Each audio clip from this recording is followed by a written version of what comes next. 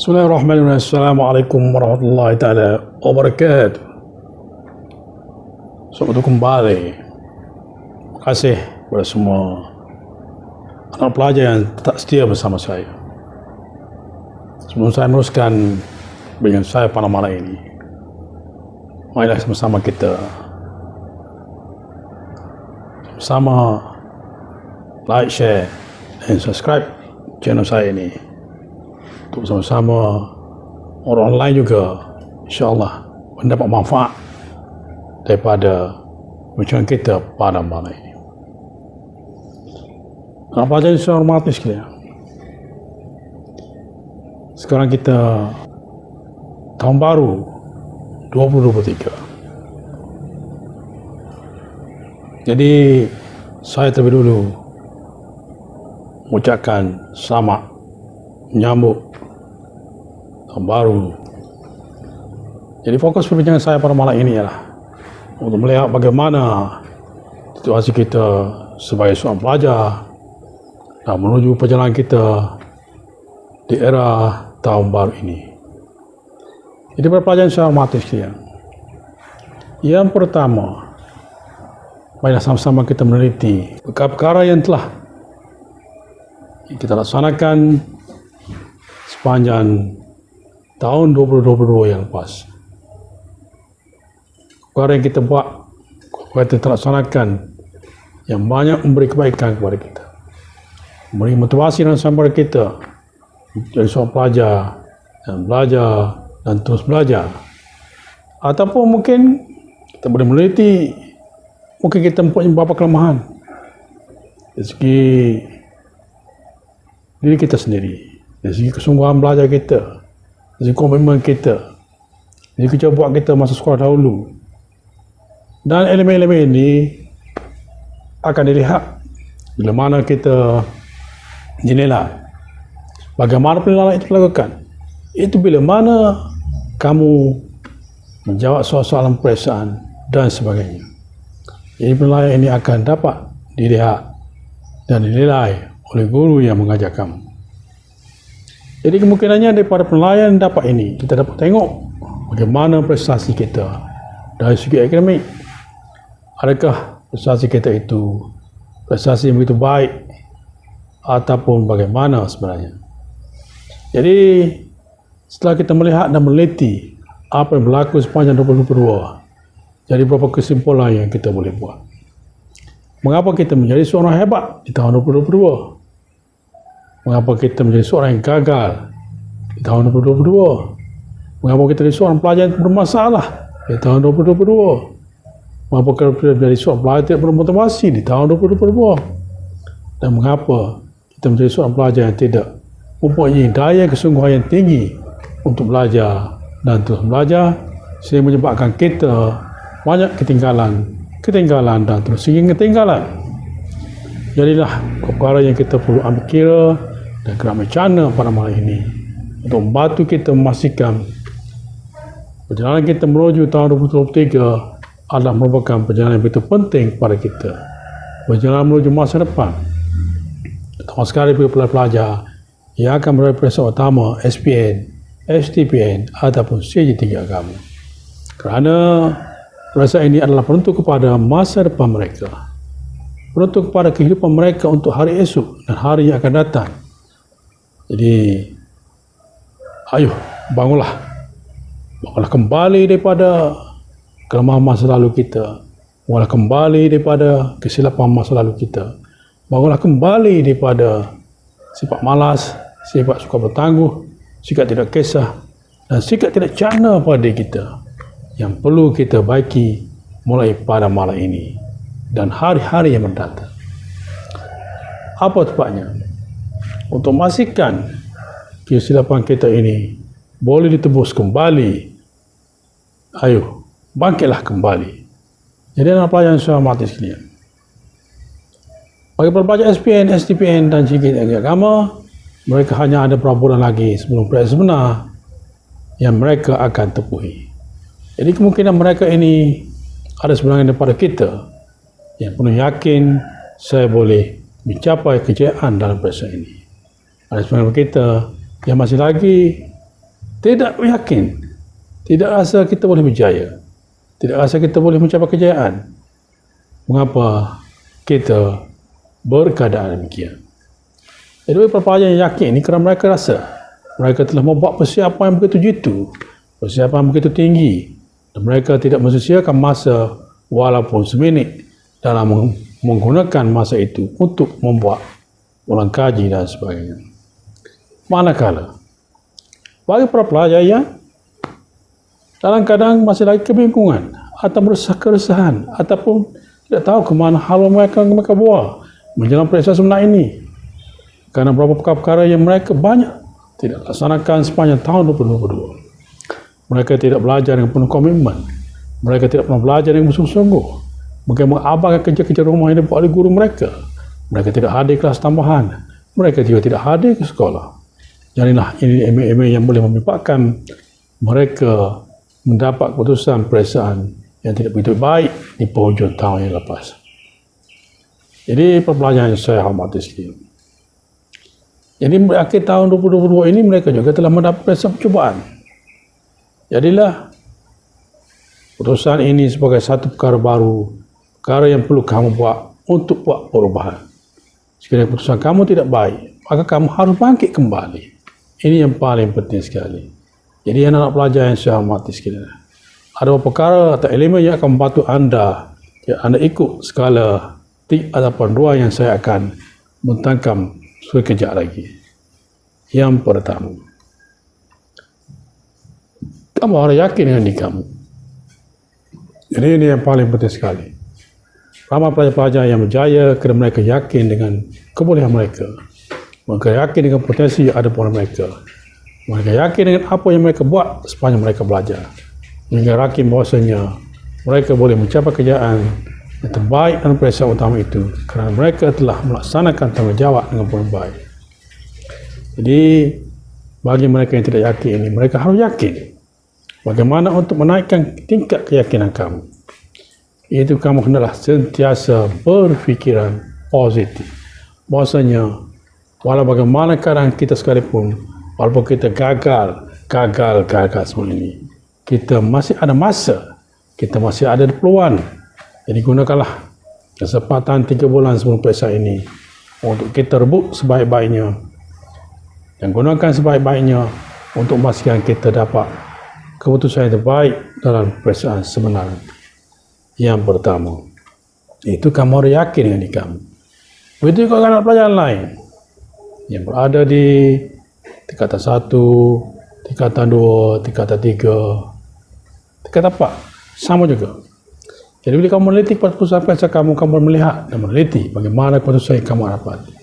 Jadi itulah hasil yang kamu belajar sepanjang 2020. Jadi anak-anak yang saya hormati sekalian, jadi kamu harus bangun kembali di tahun 2023 ini dengan semangat baru, dengan azam baru bahawa kamu harus berjuang dan usaha seperti orang lain juga untuk memastikan kamu juga boleh mencapai kejayaan yang sebaik-baiknya.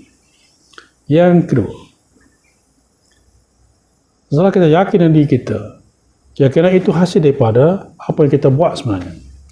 Jadi anak-anak pelajar yang saya hormati sekalian, jadi yang kedua, kamu harus fokus dengan diri kamu, fokus dengan apa yang kamu buat, fokus dengan apa yang kamu baca, fokus dengan apa yang kamu ulang kaji, fokus dengan apa yang Tuhan ajar pada kamu. Yang paling penting di sini yang kedua ialah kamu harus fokus. Fokus dan terus fokus. Fokus di sini maksudnya kamu buat tumpuan, kamu berperhatian segala apa yang diajar oleh kamu. Kamu tidak pernah melupakan dan kamu tidak buat tak kisah, tidak cana dengan segala tindakan yang telah diarahkan oleh ibu kamu. Itu kenapa proses belajar yang kamu laksanakan di rumah. Jadi penumpuan belajar sangat penting bagi memastikan proses belajar itu memberi peratus kejayaan kepada kamu. Jadi sekiranya sebelum ini kamu tidak fokus, peruntukkanlah masa luar yang ada ini terus fokus dan fokus. Itu yang kedua. Yang ketiga, bersedia untuk berubah dan terus berubah. Inilah yang paling penting sekali bagi para pelajar. Karena ada sebagian daripada kita kemungkinannya bila belajar ini mereka merasakan belajar ini sebenarnya tidak begitu bermakna pada mereka. Kerana mereka merasakan mereka tidak memahami apa yang diajar oleh guru. Mereka gagal apa yang diajar oleh guru. Mereka tidak yakin bahasanya mereka boleh berjaya. Kamu kena ingat, kalau kamu tidak berubah, kamu tidak kenal diri kamu, kamu tidak tahu siapa diri kamu tidak tahu apa yang perlu kamu buat untuk masa depan kamu, maka kamu suka untuk buat perubahan. Jadi mengapa kamu perlu buat perubahan? Perubahan dari segi mana? Kalau sebenarnya kamu seorang yang malas, seorang yang suka bertangguh, kamu harus rajin dan buat dengan tidak bertangguh. Kamu harus sedia untuk berubah daripada sikap negatif kepada sikap lain yang lebih baik dan cemerlang. Ini yang paling penting sekali. Kalau sebelum kamu mengulang kaji hanya dalam 1 jam atau setengah jam saja setiap hari. Jadi menjelang ini tahun baru 23, bila balik kembali diri kamu, belajarlah. Berbagai SPN, STPN ini belajar di antara 3 jam semalaman setiap hari. Yang terbaik untuk kamu, untuk ulang kaji. Selebihnya atau waktu petang balik pada sekolah, kamu juga boleh buat ulang kaji secara ringkas ataupun membuat latihan-latihan atau kerja-kerja sekolah yang diberikan oleh guru-guru kamu. Jadi elemen ketiga ialah perubahan. Yang kamu harus bersedia untuk berubah dari segi sikap, dari segi perangai, dari segi tingkah laku. Juga penting sekali. Jadi sikap yang malas, sikap pada rajin, sikap yang cukup tangguh pada lebih buat kecanaan kepada kamu, sikap suka buat ulang kaji, pada lebih rajin lagi buat ulang kaji, sikap suka bertanya pada guru, sikap membuat review atau ulang kaji, membuat rujukan-rujukan di YouTube dan sebagainya, di internet dan sebagainya, maklumat-maklumat bahan yang kamu dapat untuk mematahkan lagi dari segi akademik yang kamu akan menghadapi peperiksaan itu nanti. Nak pelajar yang secara mati sekalian. Itu yang keempat. Yang keempat ialah bersedia menerima kegagalan. Jadi nak pelajar yang secara mati sekalian. Bagi pelajar yang berada di peringkat sederhana atau masih lagi gagal di peringkat awal begini, sebelum kita meneruskan tahun 2023 ini, kemungkinan kamu pernah gagal dalam beberapa subjek yang kamu ambil. Bagaimana dengan keadaan kamu? Bagaimana dengan situasi di kamu? Ada kamu bersedia untuk gagal? Jadi kemungkinan bagi mereka yang sudah pun merasakan saya tidak boleh lagi belajar, saya tidak suka untuk saya mengingat. Jadi mungkin mereka merasakan saya sedia untuk gagal. Baik, jadi adakah elemen-elemen bersedia untuk gagal ini membawa satu elemen yang positif bagi kamu? Kamu kena ingat, segala-galanya berkata pada kamu. Kegagalan atau kejayaan itu sebenarnya bergantung pada kamu. Kesediaan untuk gagal itu sepatutnya ada pada kamu setelah kamu berusaha, kamu buat ikhtiar, kamu mengulang kaji, kamu buat sesuatu dengan bersungguh-sungguh, maka kamu boleh bersedia sekiranya takdir kamu itu juga adalah gagal. Tetapi ya, kamu harus berharap pada takdir saja. Bahasanya saya seorang yang suka mengingat, seorang yang suka memahami, maka saya mungkin gagal. Maka kamu membuat satu kesalahan besar dari kamu. Kamu kena ingat, kamu harus sedar bahasanya segala tindakan kamu, segala apa yang kamu buat dalam proses belajar itu, bagaimana untuk berjaya dan tidak itu, sebenarnya terletak pada diri kamu sendiri, bukan pada orang lain. Jadi kamu harus mengubah minda kamu pada malam ini untuk berusaha, berikhtiar dan bersungguh-sungguh membaiki kelemahan-kelemahan kamu, memastikan kejayaan kamu dan proses belajar itu dapat diperbaiki dan dapat dipertingkatkan. Kemudian yang kelima. Yang kelima, adakah kamu sudah jelas berkait matlamat dan hal belajar itu kamu itu? Jadi inilah elemen yang paling penting sekali. Mengapa kamu hadir ke sekolah? Apa sebab kamu belajar? Jadi elemen-elemen perlu kamu paham dan kamu memahaminya.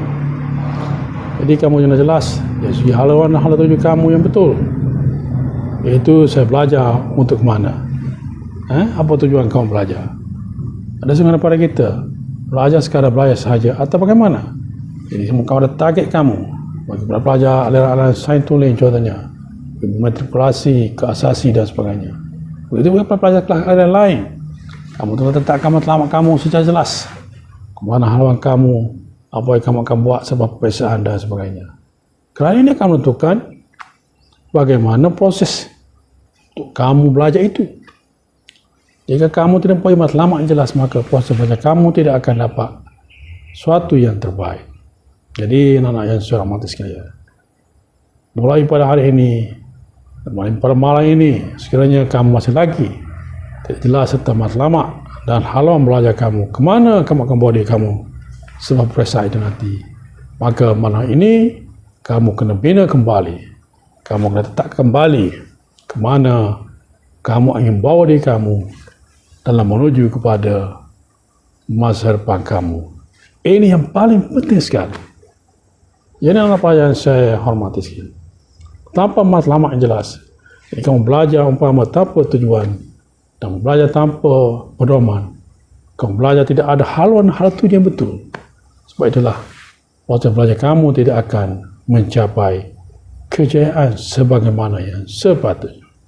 Jadi letakkanlah matlamat kamu secara jelas. Baik, yang keenam. Yang keenam, sentiasa berusaha walaupun kamu merasakan apa yang kamu buat itu susah dan sukar. Ini yang paling penting sekali juga. Jadi anak yang saya hormati sekalian, mengapa saya berkata demikian? Karena sebagian daripada kita ada yang berusaha, ada yang tidak berusaha, ada sekadar berusaha ala-ala kadar. Jadi kamu harus sedar bahasanya untuk mencapai suatu hasil yang terbaik itu bukan satu perkara yang mudah. Bergantung kepada kekuatan dan amal yang ada di kamu, kesungguhan yang ada pada kamu, dari intrinsik, motivasi, semangat dan sebagainya. Ini lebih akan menarik diri kamu untuk belajar dan terus belajar. Kamu harus sedar bahasanya dengan ketabahan, dengan semangat juang yang tinggi ini, maka segala cabaran, segala rintangan yang akan menghadapi itu, insya-Allah akan dapat diuraikan. Berusahalah, berikhtiarlah sebaik mungkin, sekadar kemampuan yang kita ada, sekadar apa yang kita fahami. Walaupun kita sukar, kita harus juga berusaha dan terus berusaha. Yang ketujuh, sentiasalah membuat review atau ulang kaji setiap hari. Jadi inilah perkara yang kamu perlu fokus menjelang tahun baru ini. Buatlah ulang kaji untuk sekali pelajar yang akan berhadapan pada masa ini. Janganlah kamu mengambil masa banyak dengan kegiatan luar, karena kita berada di penghujung menuju peperiksaan. Jadi ketika inilah kita kena rebut segala peluang, segala benda-benda yang ada pada kita untuk memastikan proses kita mendapat ilmu, proses kita mendapat maklumat itu akan dapat yang terbaik. Jadi bagaimana kamu harus melakukannya? Yang pertama, hadir sekolah setiap hari, kecuali kamu dalam keadaan sakit saja. Jangan sekali-sekali kamu ponting sekolah. Yang kedua, hadirlah kelas-kelas tambahan yang dibuat oleh guru kamu. Kelas tuition di luar sekolah pun kamu boleh hadir. Khusus berkaitan dengan teknik-teknik menjawab, bagaimana yang dibuat oleh pihak sekolah, ataupun kamu boleh buat rujukan di YouTube untuk memantapkan lagi pemahaman kamu. Ini juga kamu harus ikuti. Kamu harus menggunakannya setiap hari sehingga akhir menjelang peperiksaan. Saat-saat akhir yang perlu kamu tempuhi itu. Jadi anak-anak, janganlah jemu sekali membuat ulang kaji. Kamu akan ingat, walau bagaimana suka, walau bagaimana payah sekalipun, segala-galanya bergantung kepada kamu. Kamulah penentu kepada jalan-jalan apa yang kamu bawa.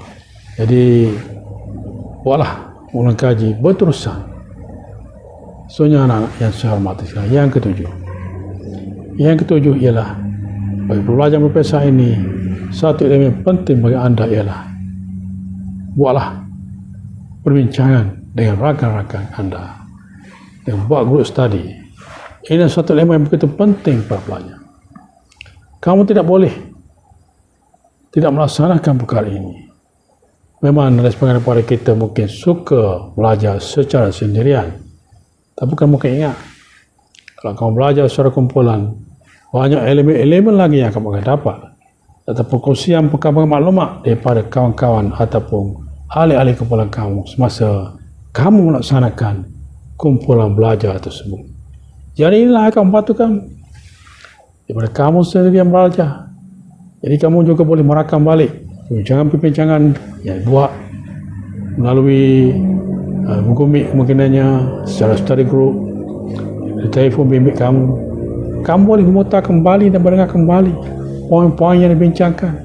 Jadi inilah beri input yang terbaik kepada kamu, terutama sekali bagi subjek-subjek penting yang perlu kamu mengerti, seperti sejarah untuk umpama. Jadi banyakkanlah berbincang dan bertanya dengan kawan-kawan kamu. Rujulah pada guru-guru kamu jika kamu tidak faham bagi subjek-subjek yang kamu agak suka seperti MAT atau matematik tambahan dan juga subjek-subjek sains tulis yang lain yang perlu kamu buat rujukan untuk memastikan tahap pemakaman kamu itu akan menjadi lebih baik dan semakin mantap. Yang ke-8, sedarilah bahwasanya setiap daripada kita mempunyai kekuatan dan kelemahan serta mempunyai daya ingatan yang berbeza-beza. Jadi anak-anak yang saya hormati sekalian, ini juga elemen yang kamu perlu perhatian, kerana kamu kena ingat setiap manusia itu dianugerahkan dengan berbagai kekuatan, berbagai kelemahan.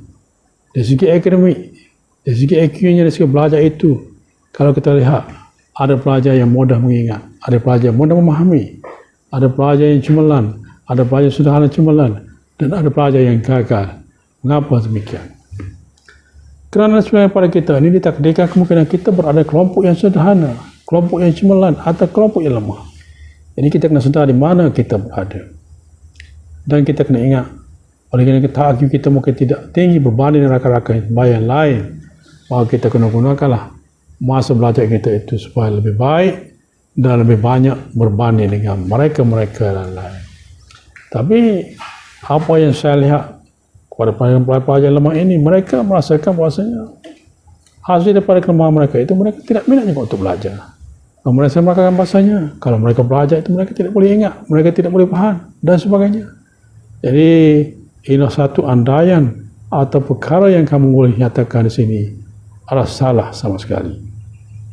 Kenapa saya berkata demikian? Kerana walau bagaimana kita mempunyai kelemahan dari segi IQ dan sebagainya, sekiranya kita melakukan latih tubuh berulang-ulang kali, maka segala-galanya akan menjadi lebih mudah dan senang. Jadi adalah pelajaran yang saya hormati sekalian. Jadi kamu kena ingat, itu yang saya bagi tahu tadi, bahwasanya segala-galanya kamu yang menentukannya. Jadi walau bagaimana kamu, keadaan kamu, rebutlah ruang dan masa yang ada ini sebaik-baiknya untuk membuat sesuatu yang terbaik bagi diri kamu. Yang ke-9, sedarilah bahwasanya jangan sekali berputus asa. Jadi anak pelajar yang saya hormati sekalian, kamu daripada kita bila meneliti pada putusan percubaan SPM, melihat keputusan yang tidak begitu baik dan tidak begitu cemerlang, jadi mungkin kepada kita akan merasa kecewa, merasa kita mungkin tidak berjaya dan sebagainya. Jadi ini satu elemen yang dipanggil putus asa atau kecewa atau tidak ada semangat langsung.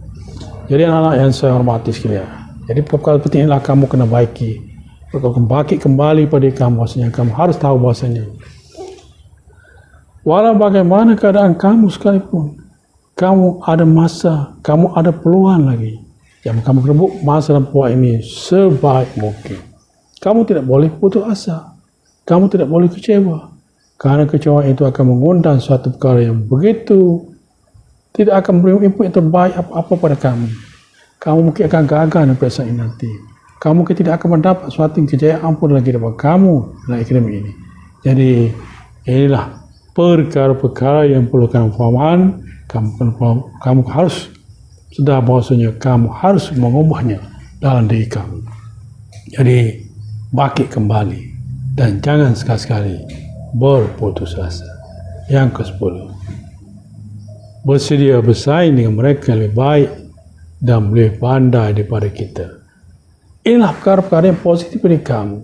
Kamu kena ingat, kerana kamu telah melihat bagaimana mereka-mereka yang berjaya dalam kelas kamu itu, bagaimana mereka dari segi perangai mereka, dari segi sikap mereka, dari segi tindakan mereka, dari segi cara belajar mereka. Dan kamu boleh meneliti mengapa mereka itu mendapat markah yang terbaik berbanding dengan kamu.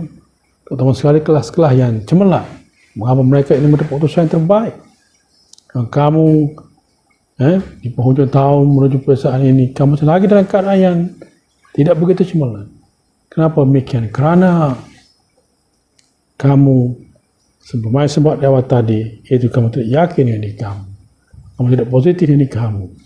Jadi anak pelajar yang saya hormati sekalian, bersedialah untuk berjuang dan bersaing dengan mereka yang berjaya. Mereka lebih pandai daripada kamu.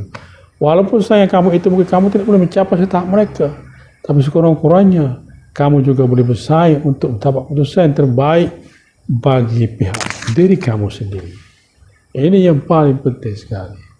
Jadi buatlah penilaian yang terbaik pada malam ini pada kita, kerana kitalah penentu kepada pencorak untuk menuju peperiksaan yang mendatang ini.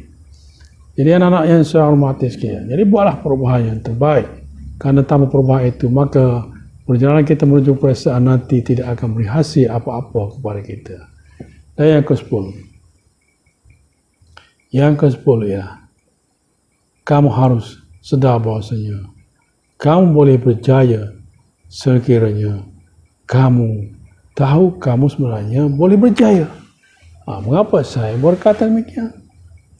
Sebenarnya setiap daripada kita tidak tahu bagaimana sebenarnya keadaan diri kita. Tetapi bila sebenar peperiksaan itu diumumkan, baru kita tahu bahawasanya kalau dulu lagi saya belajar di awal tahun dengan bersungguh-sungguh, belajar bagaimana mereka-mereka lain berjaya, saya juga boleh berjaya seperti mereka. Inilah yang kamu akan jumpa nanti bila mana putusan SPM sebenarnya diumumkan. Karena pada peringkat awal, sebenarnya saya sebut awal tadi, kamu tidak yakin bahawa kamu boleh berjaya seperti orang lain. Inilah yang saya sentiasa jumpa kepada sebilangan para pelajar bila mana saya melihat putusan peperiksaan sebenar diumumkan. Kerana bila saya meneliti peperiksaan peringkat awal mereka ini begitu rendah, tidak begitu baik dan sebagainya. Tetapi bila sesuatu akhir, mereka sedar bahawasanya mereka tahu apa tindakan mereka boleh buat dan mereka belajar dan terus belajar. Akhirnya peperiksaan sebenar itu telah mengubah apa yang mereka telah katakan pada mereka pada peringkat awal itu. Mereka tidak boleh berjaya, sedangkan mereka sudah berjaya. Inilah perkara-perkara yang saya tengok. Ini anak-anak yang saya hormati sekalian. Jadi kita kena bina balik kembali diri kita pada malam ini. Bina kembali apa yang ada pada kita. Melihat kembali kelemahan-kelemahan yang ada pada kita. Untuk kita memastikan kita boleh berjaya menuju kepada peperiksaan sebenar SPM, STPM dan juga CNJ 3 Agama. Bagi pelajar tingkat 4 yang akan menuju kepada peperiksaan SPM pada tahun 2023. Jadi tahun 2023 ini merupakan tahun penentu kepada kamu juga. Jadi kamu mendengar ceramah saya peringkat awal tadi, bagaimana proses belajar untuk pelajar-pelajar SPM ini. Itulah yang kamu kena buat. Bermula dari peringkat awal lagi. Kamu tidak harus bertanggung dalam belajar ini. Kamu tidak harus mengajarkan bahasanya kamu harus relate di awal bulan. Kamu harus relate lagi di awal tahun. Kerana kamu kena ingat, segala permulaan itu sangat penting kamu untuk penerus yang seterusnya. Jadi bersedialah daripada awal. Bersungguhlah daripada awal, bermotivasilah daripada awal, dan kamulah penentu kepada jalan apa yang kamu akan buat. Jadi itulah sekadar pertemuan saya pada malam ini pada anak-anak yang saya hormati sekalian. Semoga apa yang kita bincangkan pada malam ini, kita kena ingat bahasanya peperiksaan yang kita akan hadapi nanti adalah penentu kepada jalan masa depan kita. Jadi yang paling penting sekali anak-anak pelajar yang saya hormati sekalian, kamu harus buat perubahan. Ini yang paling penting sekali. Walau bagaimana keadaan kamu sekalipun, kamu boleh berjaya. Inilah yang kita perlu harap dan kita bina balik kembali kita bina balik kelemahan yang ada pada kita untuk menuju kehidupan hari ini, hari esok dan tahun 2023 yang lebih baik dan cemerlang, insya-Allah. Jadi selamat belajar. Sekian, wabillahi taufiq wal hidayah. Assalamualaikum warahmatullahi taala wabarakatuh.